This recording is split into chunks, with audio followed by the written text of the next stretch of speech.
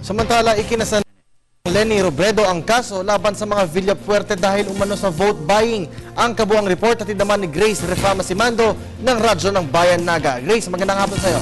Yes, Kirby, magandang hapon din. Dahil sa paniniwala ng kampo ni Robredo na malakas ang kanilang ebidensya sa vote buying na nagawa ng kampo ng mga tandang Villafuerte, isinampa na kahapon ni Leni Robredo ang disqualification case laban sa mag-asawang Luis at Nelly Villafuerte dito sa Comelec, Naga.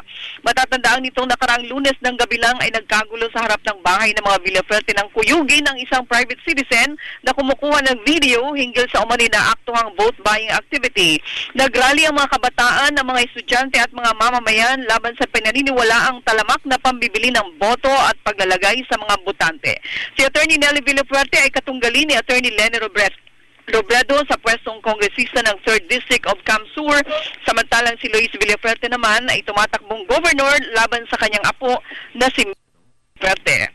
Grace Refama Simando para sa Telebisyon ng Bayan.